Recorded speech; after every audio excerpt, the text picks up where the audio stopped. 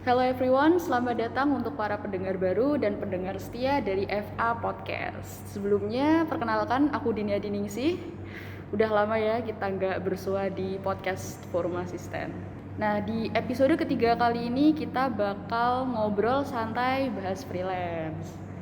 Buat teman-teman yang mungkin belum tahu apa sih freelance itu, jadi mengutip dari accurate.id, freelance yaitu jenis pekerjaan yang tidak terdapat ikatan jangka panjang dengan klien atau orang yang memberikan suatu proyek. Sementara freelancer sendiri merupakan sebutan bagi orang yang berstatus kerja dan biasanya memiliki keahlian tertentu, tetapi waktu kerja tersebut dapat diatur sendiri. Oke, sebelum kita ngobrol lebih dalam lagi, di sini aku udah ditemani oleh guest spesial yang udah berpengalaman di dunia freelance. Oke, kita sambut Kevin Kristabel. Apa kabarnya Mas Kevin? Halo semuanya, gimana kabarnya? Tentu baik-baik saja ya. Nah, untuk kabarku hari ini, aku sangat-sangat bersyukur bisa mengisi untuk podcast kita hari ini. Nah, apalagi hostnya itu spesial guys, kayak martabak spesial. Oke, jadi namaku tuh Kevin, kepanjangannya Kevin Kristabel. Nah, kalau biasanya dipanggil Kevin atau Nami. Nah, untuk sekarang aku kerjaannya seorang mahasiswa di kampus Ungu, namanya Universitas Amikom Yogyakarta. Sedikit tadi udah perkenalan sama Mas Kevin ya. Mas Kevin berarti saat ini lagi kuliah ya, jadi Lagi mahasiswa. duduk. Lagi duduk. Iya benar juga lagi duduk ya Mas. Iya. Oke, langsung aja ya Mas, aku mau tanya-tanya sama Mas Kevin. Kira-kira kapan sih Mas Kevin itu mulai freelance? Oke, untuk freelance aku itu dulu pas masih bayi aku tidak freelance ya, karena belum mengetahui. Nah, jadi aku mulai freelance itu saat aku SMA. Nah, kira-kira triggernya tuh gara-gara temanku itu sering nanyain, kamu buka jasa gambar nggak? Aku boleh pesen dong. Nah gitu, awalnya dari situ. Terus awalnya itu aku nerima itu dengan bukan harga teman sih, ikatan pertemanan. Jadi aku gambarin ini dong. Oke, digambarin aja, nggak ada fee-nya. Kemudian mulai sedikit dapat, aku kasih fee 20.000. Nah, langsung berlanjut bertahap aku makin turun. Nah, terus mulai dari bukan profesional, maksudnya mengetahui platform apa yang khusus untuk freelance tuh itu pas kelas 3 SMA. Nah, itu aku mulai teman-teman Instagramku tuh pada buka namanya commission. Nah, aku kan lihat katalog mereka, wah kok bagus-bagus ya desainnya. Berhubung karena kan aku ilustrasi ya. Nah, itu dilihat dari situ aku nanya-nanya sama mereka. Ini namanya apa ya, commission gitu.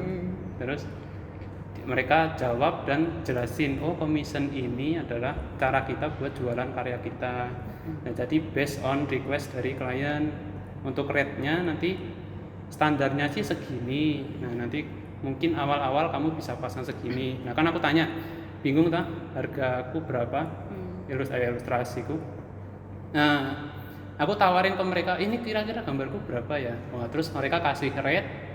Kemudian dari rate itu aku buat itu ngepost commission punyaku itu dari awal kelas 3. Kemudian lanjut ke kuliah makin ngerti itu paham jadi paham freelance itu gimana, ternyata cara komunikasi, cara jualan, target market, bla bla bla, itu mulai dari situ. Oke, tadi Mas Kevin bilang Mas Kevin berarti kan ambil freelance itu di bidang ilustrasi gambar gitu ya Mas. Nah, sebenarnya pertanyaannya udah menjawab dari pertanyaan yang saya mau tanyakan sih.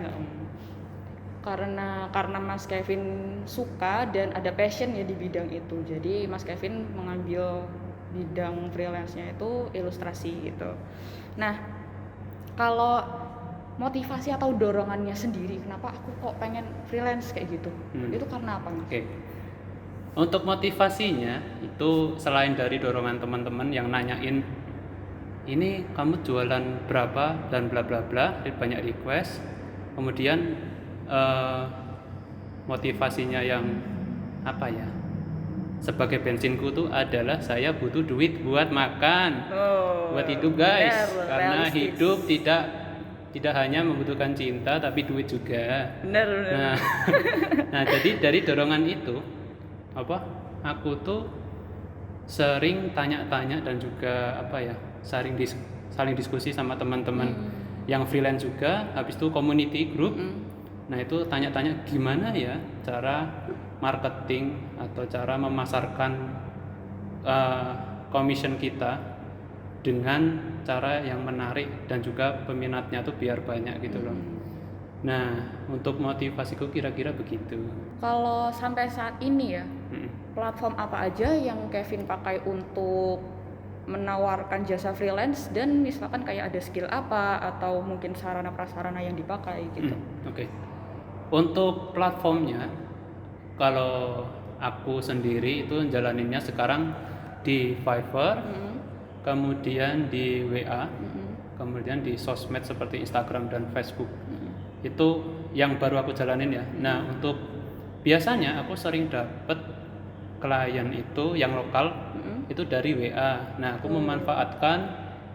memanfaatkan link dari orang tua saya. Kebetulan orang tua saya itu pedagang guys, jadi ini pedagangnya online ya. Jadi dengan numpang sharing di story WA orang tua saya mendapat itu pesanan-pesanan itu. Kayak biasanya karena target marketku adalah keluarga. Nah itu jadinya yang dapat tuh ya keluarga, suruh bikinin keluarga bahagia. Oh gitu. iya. Nah, untuk kayak gitu ya, betul. keluarga gitu kayak. Kemudian itu di WA, kemudian di Fiverr itu aku hitungannya masih baru ya di Fiverr, masih kayak iik-iik. Nah, itu Jajal gitu. Betul. Nah, di Fiverr itu sudah lama untuk ngulik-ngulik gimana sistemnya. Iya. Nah, habis itu tanya ke teman-teman yang sudah istilahnya pro atau sudah lama lah berkecimpung di situ, kayak Mbak Dini, kayak Mbak Iza, kemudian teman-teman komunitas lain. Nah, itu aku tanya tuh karena pengen banget kan, karena notabene si Fiverr ini platform untuk target pasarnya tuh gede banget. Iya, Nah, luas. jadi, nah aku tanya-tanya gitu, habis itu trial dan error. Kalau bingung aku tanya sama mereka yang teman-temanku itu, dan puji Tuhan saya bisa istilahnya dapatlah klien di situ walaupun baru dikit. Mantap, udah pecah telur ya. Pecah telur guys. Itu akunnya bikin kapan, terus dapat klien pertamanya itu kapan? Oke. Untuk akun Fiverr itu ya? Fiverr ya. Untuk akun Fiverr itu bulan Juli ya. Bulan Juli, kemudian untuk dapat atau pecah telur tuh dapat klien pertama ya. Iya, teman-teman. Nah itu sekitar 1 bulan setelah itu. Nah aku kan ngelihat dari forum-forum cara biar cepat dapat klien itu gimana, dengan cara kita tuh online, mesti online terus. Kemudian perhatiin jam tidur jam mereka aktif klien, karena kan di Fiverr kan itu ya overseas ya. Iya, jadi Eropa juga dan lain-lain. Beda jam gitu. Beda jam waktu. betul. Ketika di sini kita jam tidur, di sana baru jam melek. Nah, jadi kita mesti mencari pasarnya, dan hari pasarnya tuh pas subuh-subuh guys, dan antara jam 1 sampai jam 6 lah gitu. Nah, tapi ada juga titik tengahnya itu jam 1 siang sampai kira-kira jam 5 sore lah, itu titik tengahnya. Jadi nih aku berulang kali ngecek di situ. Akhirnya dari aku kan send request gitu. Akhirnya dapat tuh satu dari mana ya? Dari Singapura kayak itu. Nah, dia suruh bikin ilustrasi untuk OC atau original karakternya dia. Untungnya kliennya nggak rewel ya. Setelah aku ngasih sketch hasil jadi terus akhirnya di ACC, duit pun masuk. Aman dari untuk klien pertama itu. Yang kedua ini dia nge-fan art, kombinasi antara karakter anime A dengan anime B. Dikombinasiin, akhirnya sudah jadi, dan responnya tuh yang bikin kita sebagai freelancer seneng akan pekerjaan kita tuh respon dari klien klien tersebut. ya, kayak misalkan, wah ini bagus banget, aku nggak Iya. expect dari ini. Iya, Nah, bener. itu selain duit, motivasi untuk kita bangga jadi freelancer itu guys, apa ya, yakni testimoni dari klien. Nah kita. itu kira-kira itu sih kalau dari Fiverr ya. Ya. Nah, kalau dari Fiverr ya teman-teman, yang tadi Mas Kevin bahas itu kan overseas ya, ada yang dari Singapura, mungkin dari negara mana, belahan dunia mana yang jauh, itu kan diperlukan kemampuan bahasa gitu ya pastinya. Kan kita nggak bisa ngomong bahasa Indonesia ke orang mana, orang Jepang misalkan kayak gitu. Iya. Nah, jadi kalian juga harus belajar di situ bahasa Inggris sebagai bahasa internasional untuk berkomunikasi sama klien. Jadi kalau misalkan kalian, wah aku pengen dapat duit dolar, aku pengen kerja, pengen kaya, tapi kalian istilahnya nggak mengasah skill dan kemampuan yang dibutuhkan untuk melangkah ke situ, ya sama aja, kalian nggak akan maju gitu kan. Udah bisa bahasa Inggris, ya belajar gitu. Oke, Mas Kevin, kalau kesibukannya sekarang ini lagi ngapain aja? Oke, untuk kesibukannya di sekarang ya, sekarang ini kesibukanku adalah sedang menjalani podcast sama Mbak Dini. Bener? Kemudian ada request juga dari klien. Kebetulan kliennya tuh temanku sendiri, jadi enak komunikasinya. Nah itu masih ongoing. Kemudian saya selain commission dari teman dan juga klien lain, saya juga ada project sendiri, yakni comic strip. Nah itu apa ya, walaupun comic stripnya agak masih kecil, nah setidaknya saya membangun IP itu. Jadi kesibukannya itu sih guys. Jadi ada commission, ada acara forum, acara organisasi gitu. Betul, organisasi, terus tugas kuliah walaupun belum mulai. Nah, terus habis itu ada konten sosial media ya, comic strip itu. Iya, comic strip. Habis itu membantu orang tua. Habis itu bermain TikTok tuh enggak kan? Aduh, tidak. Terus dengar nih Mas Kevin juga seorang asisten praktikum. Itu pastinya hektik banget kan. Itu gimana tuh ngaturnya? Pernah nggak sih kayak sampai ngorbanin kuliah atau skip nugas gitu gara-gara misalkan ngejar deadline klien atau project yang lain gitu? Oke. Bagus. Sangat relate sekali. Nah, jadi dulu pas masih zaman kuliahan ya. Nah itu kan kegiatanku yang aku kerjakan selama liburan dan kuliah itu sebenarnya tidak beda jauh, cuman ketambahan waktu kuliah doang. Nah untuk pas ketika kasusnya aku ada istilahnya commission, kemudian ada tugas juga yang deadline-nya sama. Nah itu sebisa mungkin ya aku garap tugasku dulu, walaupun ya aku nge-push 70% atau berapa persen, yang penting tugas itu kelar dulu, kemudian baru lanjut garap commission. Kemudian dulu itu sebelum sekarang aku tuh agak kocar-kacir lah untuk nentuin apa yang mesti digarap. Nah kemudian aku inisiatif buat bikin to-do list dulu. Kemudian dari situ aku nge-planning kayak hari ini mesti ngerjain, aku ada tugas ini apa yang mesti aku kerjain. Nah diurutannya tuh dari yang terpenting dulu, yang urgent, yang ada deadline-nya jelas, kemudian baru yang nggak terlalu urgent lah. Nah itu dari to-do list itu lumayan membantu sih. Jadi nih aku walaupun udah selesai satu tugas bisa langsung ngerti loh harus mesti ngerjain apa lagi. Kemudian untuk pengorbanan dulu ini, waduh ini sangat tidak terpuji guys, tapi kenyataan. Jadi gini, dulu itu aku fokus banget sama commission, dan tugasnya tuh malah belum dikerjain lah karena saya tidak into banget sama si matkul ini. Jadi nih karena saya memiliki uang, saya menyewa teman saya untuk mengerjakan tugas. Nah, Tapi untungnya temanku ACC apa menyanggupi. Oh iya, menyanggupi ya. Untungnya Nggak dipaksakan juga. Ya, karena ada duit. Iya. Nah, gas gitu ya. Apa ya ini terpuji atau enggak ya gimana ya? Tapi kenyataannya jadi gitu. Kalau untuk tapi itu baru baru sih. Cuman sekali. Cuman sekali. Harapannya aku bisa ngatur waktu lebih efisien lagi biar nggak terjadi gitu lagi. Berarti gini ya teman-teman, sebenarnya kalau misalkan kalian ada kesibukan yang lagi hektik-hektiknya gitu, terus kalian juga mau nyambi yang lain, itu prioritaskan dulu yang paling urgent, yang paling penting gitu. Nah terus nih kalau misalkan sama-sama mungkin lagi kepepet, terus kalian juga lebih into sama pekerjaan yang lagi kalian jalani, monggo aja itu sebagai opsi gitu ya dilakukan, tapi nggak direkomendasikan gitu ya teman-teman. Betul, walaupun efisien tapi Iya. tidak direkomendasikan. Iya, benar. Nah, kita di sini bakal ngomongin harga nih, seperti yang udah disinggung sama Mas Kevin waktu di awal ya, di awal statement itu. Kalau tadi kan sedikit ya Mas Kevin itu bilang menentukan harganya yang pertama dari tanya teman-teman yang udah berpengalaman juga, terus juga tanya di komunitas gitu, ini kira-kira mau dihargai berapa gitu.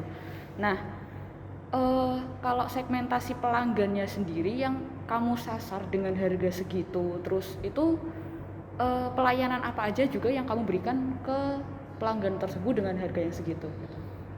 Oke, jadi ada pepatah Jawa mengatakan ono rego ono rupa. Jadi kalau harganya segini ya servisnya juga segini. Nah kalau aku dulu karena masih trial ya, nggak tahu menahu tentang commission, aku tuh ngerjainnya tuh dengan maksimal walaupun bayarannya cuman 10.000. Nah akhirnya kan aku konsul tuh sama ibuku. Iya. Aku dapat pesanan gambar. Nah terus ibuku tanya, nah, berapa? 10.000. Ibuku langsung kayak kaget loh. 10.000 kamu tuh gambar gini sudah ngeluangkan waktu ngorbanin istilahnya jam tidur, Iya. masa 10.000. Iya. Nah aku kan langsung kicep tuh. Oh iya bener juga. Nah terus dari situ aku mulai naikin harga sedikit demi sedikit. Kemudian setelah aku udah netapin target, kayak misalkan jasa karikatur ya, aku kan jasa karikatur. Iya. Itu target pasarnya sudah jelas, yakni keluarga yang sudah istilahnya apa ya, berkecukupan. Iya. Gitu. Akhirnya setelah aku tanya saran dari ibuku dan juga teman-teman itu keluarlah harga kemarin berapa ya, 70.000 per wajah.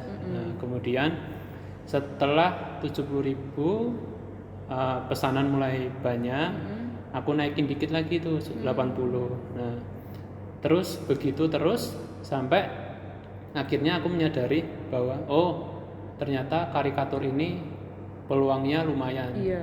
Nah kemudian dari 80.000 nih aku tingkatin ke 100.000 per wajah dengan servis, yakni sudah termasuk full color, kemudian revisinya itu lebih dari 3, kemudian ada bonus background juga. Nah itu juga udah bonus cetak. Nah itu 100.000 per wajah. Nah kemudian dari situ akhirnya mulai stabil gitu loh. Kayak ini nggak kemahalan, nggak kemurahan, karena targetnya sudah jelas. Iya jelas. Kemudian untuk peningkatannya itu, kalau kata teman-temanku itu berdasarkan kamu bisa nge-handle project ini seberapa banyak. Kalau misalkan kamu kewalahan dalam menghandle project ini, kamu bisa ningkatin hargamu, tapi servismu juga kamu tingkatin. Nah, jadi biar sebanding ada rego ada rupa gitu. Nah jadi kalau misalkan bagi teman-teman yang masih baru nyemplung di dunia commission, itu kalian awal-awal kalau mau tujuannya nyari pelanggan atau testimoni, kalian banting harga nggak apa-apa, saranku ya. Nah kemudian kalau kalian sudah istilahnya udah mendapatkan banyak klien, habis itu portonya udah banyak, testimoni sudah banyak, itu kan sebagai istilahnya membangun reputasi atau membangun mindset kepada klien baru tuh bahwa oh ini ternyata kerjamu ini bagus. Iya, gitu. benar. Jadi dengan harga yang udah seller tetapan segitu itu bukan asal nyeplak atau simsalabim gitu ya teman-teman. Sebagai seller itu kita pastinya udah mempertimbangkan harga dari rata-rata pasar, terus peralatan yang kita pakai untuk ngerjain jasa atau proyek itu kan kita juga butuh PC atau laptop, pen tablet, bahkan sampai scanner mungkin listrik gitu ya. Itu kan termasuk ya dalam perlengkapan untuk pengerjaan jasa. Jadi kalau misalkan menurut kalian itu harga jasanya terlalu mahal atau overpriced gitu ya, itu nggak perlu jadi kaum mendang-mending gitu terus membandingkan dengan seller satu dengan yang lainnya gitu. Jadi cukup kalian cari seller yang sesuai dengan budget kalian gitu. Kalau kalian ngerasa terlalu mahal, terlalu murah, ya mungkin seller itu pangsa pasarnya bukan kalian kayak gitu. Betul. Jadi intinya sesuaikan aja budget dan kebutuhan kalian dalam milih suatu jasa gitu. Jadi kalian bisa lebih merasa puas dengan rules dan service yang ditawarkan sama seller tersebut gitu. Aku juga mau sedikit sharing nih Mas Kevin. Boleh banget. Jadi di pengalamanku sendiri sebagai seorang yang sebenarnya baru menjajal dunia freelance ya, sama juga bidangnya kayak Mas Kevin ini di desain atau ilustrasi gitu. Nah, kan gak asing ya kayak yang tadi Mas Kevin udah pernah ngomong di awal kayak kasih harga temen lah, gambarin aku dong gitu kan. Cuma gambar doang, cuma edit doang. Cuma gambar doang kok mahal. Hei, Anda nggak apa-apa sih. Anda tidak tahu saja pengorbanan kami gitu ya. Nah, untuk beberapa kasus sama juga nih kayak Mas Kevin, karena aku baru memulai, jadi kadang itu aku dengan sengaja menawarkan jasa gratis atau bonus kepada klien sebagai salah satu strategi pemasaran dan ya hitung-hitung nambah portofolio. Bener banget yang kayak Mas Kevin omongin tadi. Nah, dengan adanya sesekali kita menawarkan jasa yang cuma-cuma itu atau bonus itu juga meningkatkan insight dan membranding diri kita gitu loh sebagai desainer atau ilustrator. Gak cuma itu sih, sama seperti kita saat magang atau lagi internship gitu ya, kan kadang kita juga nggak dibayar gitu, tapi kita bisa tetap dapat tambahan ilmu, terus relasi, pengalaman, improving skill, jam terbang, sampai ya banyak gitu loh sebenarnya. Baru kalau misalkan kalian udah ngerasa cukup, kalian bisa naikin pelan-pelan itu mungkin harga kalian, karena kalian istilahnya udah terpercaya gitu sama klien. Terus sama tadi Mas Kevin juga bilang itu kan dari apa ya, awal pas mau sekalian sharing itu sekalian jualan pas nebeng ke ini ya, lapak orang tua. Lapak orang tua. Jadi otomatis kita itu nambah relasi ke situ juga. Betul. Gitu. Terus dari dapat testimoni juga dari mulut ke mulut, wah Kevin gambarnya bagus, saya pesan di Kevin kayak gitu. Betul. Terus kalau Kevin sendiri untuk saat ini ada nggak cerita yang ya kayak aku sharingkan tadi serupa atau mungkin project yang berkesan buat Kevin gitu? Untuk project atau apa ya, pengalaman dalam menggarap suatu request dari klien itu mungkin lebih ke respon mereka sih. Kayak misalkan gini, aku dulu pernah dapat klien temannya ibuku sendiri. Nah, dia minta digambarin satu keluarga itu keluarga apa ya, keluarga besar, jumlahnya 11 orang. Besar itu berarti. Betul. Iya. Nah, di 11 orang itu istilahnya gimana ya? Mungkin mengharapkan aku banget karena yang dia tahu, yang bisa melakukan atau menggambar karikatur ini cuman aku, yang dia tahu ya saat itu. Nah, kemudian karena si klien ini sudah berulang kali pesan sama aku, jadi ini udah percaya banget lah gitu tentang hasilnya. Akhirnya aku pas dapat itu, aku tanya sama ibuku konsul, Bu ini aku dapat suruh gambar karikatur 11 orang. Nah, terus enaknya gimana ya, diambil apa enggak? Terus kata ibuku, ya itu balik lagi ke kamunya, kamu bisa ngatur waktunya atau enggak. Nah, habis itu untuk biayanya segitu itu, apakah cukup buat ngecover kamu kayak sudah waktumu ke cover, listrik dan lain-lainnya ke cover atau enggak, fee-nya itu. Kemudian setelah itu kan aku mikir, dan akhirnya terciptalah harganya segitu. Nah, habis itu kliennya itu kan aku sistemnya sketch dulu, approve, baru nyodorin fee. Iya. Nah, dan dengan fee segitu, puji Tuhane si kliennya terima-terima wae. Nah, akhirnya udah DP, habis itu berjalan, akhirnya selesai lah itu gambarnya. Walaupun ke delay-nya sebulan karena ada tugas. Nah, tapi untungnya walaupun situasi kita misalkan ya ke delay tugas, kita tetap laporan ya sama si klien kayak mohon maaf ini bisa diundur tidak ya karena ada keperluan tugas dan lain-lain. Nah, tetap komunikasi ya. Betul. Kemudian setelah si karikatur itu jadi, respon yang nggak aku expect sih, kayak dia tuh terima kasih banget sudah bisa dibuatin gambar saleh. Aku membuat karikatur based on foto jadul loh. Dia tuh pengen nge-remake fotonya ini versi karikatur. Nah, jadi dari itu duit yang dia kasih itu kayak ya udahlah. Bukan apa-apa tuh. Yang penting gitu. Kayak perasaan dia yang dia sharingkan ke aku. Itu kayak kesampaian. Jadi kayak aku tuh menggarap project ini yang lama banget itu, bersyukur ternyata apa yang aku lakuin ini sangat memorable buat dia. Iya, buat orang lain itu. Gitu. Jadi ini setiap ada commission itu untuk sekarang ya walaupun duit masih nomor 1 ya, tapi pembakar semangatku tuh ya testimoni atau respon dari mereka dari kliennya itu sendiri. Itu. Iya, itu emang sebenarnya kalau kita dapat pujian atau dari klien itu ngerasa seneng, itu heartwarming comment banget gitu ya, bikin wah aku seneng gitu lah, aku gambar kayak gini ternyata buat dia itu berkesan gitu. Kalau sebenarnya ini kan tadi berarti sedikit suka ya, kalau dukanya itu apa? Dukanya mungkin dari pribadiku tuh mesti ngorbanin waktu, kayak jam tidur, kayak makan, karena gimana ya, kita kalau aku sendiri kalau lagi ngerjain tugas atau commission itu tuh ada targetnya tuh loh, bahwa misalkan di jam ini aku mesti selesaiin untuk warnain. Nah, kalau warnanya ini belum selesai tapi perut keroncongan, itu nanggung guys. Jadi mesti diselesaiin dulu nih tapi perut keroncongan. Nah, itu kemudian untuk jam tidur biasanya kalau mepet deadline sih, itu mau nggak mau aku mesti ngorbanin waktu kayak begadang sampai subuh mungkin, suka dukanya tidur, makan, relasi sama keluarga. Nah, jadinya kayak misalkan sering bukan disuruh sih, bantuin ibuku buat nganterin pesanan. Nah, itu aku kayak ngedelay itu loh. Bentar ya, ini masih ada project.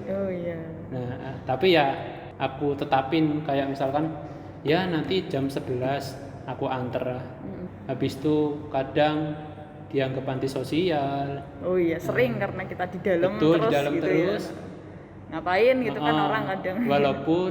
Walaupun nanti sosial tapi duit ngalir. Nah. Itu yang sebenarnya disangka ngepet itu kan, duit dari mana kok di rumah terus dapat duit gitu. Gitu. Biasanya kalau tinggal di desa gitu ya teman-teman. Ya orang desa. Ya walaupun nggak semua orang desa. Nggak semua orang desa seperti itu. Gitu. Tapi kebanyakan seperti itu. Ya kira-kira gitu sih dukanya. Kalau dari Mbak Dini gimana? Kurang lebih seperti sama ya. Iya, soalnya ya mirip-mirip kayak gitu. Sebenarnya kita juga mungkin orang lihatnya wah duit masuk gitu kan, tapi kesehatannya juga. Betul. Kita makan ditunda, kita ini kadang tidur ya begadang gitu. Kayak misalkan kita melihat achievement teman kita kayak wah saya sudah dapat $1,000 dalam 3 bulan. Nah, kita tidak tahu nih jerih payahnya, darah-darahannya gimana. Mungkin tidurnya kurang, habis itu makan kurang. Nah, mungkin dia sampai tipes, kita nggak tahu juga gitu. Jadi ya misalkan kita melihat teman kita sendiri achievementnya besar bagi kita mesti tengok dapurnya gimana tuh. Jangan asal judge. Memangnya achievement besar dirinya juga baik-baik saja. Bener banget. Belum tentu kayak gitu. Iya, kita nggak tahu perjuangan dia di baliknya untuk mendapatkan itu. Betul. Gitu ya teman-teman. Untuk kedepannya gimana rencana Kevin? Mungkin bakal nggak ngejadiin freelance sebagai pekerjaan tetap, atau ada hal yang mau Kevin lakukan gitu? Oke, untuk vision untuk kedepannya tuh aku planningnya, kan aku kan lagi nggarap bukan project sih apa, comic strip itu. Aku pengen ngembangin itu untuk jadi IP, mungkin biar motivasiku tuh kayak itu loh, komik-komik di Instagram kayak misalkan Tai Lalat, si rame Juki. banget. Nah, itu tuh motivasiku banget bahwa mereka dari komik dan sosmed itu bisa berkembang gede banget dan bisa collab sama brand-brand. Nah, itu bener. goalsku. Kemudian untuk freelance ini rencananya juga pengen aku kembangin lagi karena prospek ke depan dan juga target marketnya tuh aku udah jelas. Pengen jalannya gimana. Jadi nih dari commission ini, freelanceku ini pengen kayak jadiin studio tuh loh. Jadi studionya ini mencakup beberapa lapak. Misalkan ada karikatur, ada animasi, ada ilustrasi anime, ada.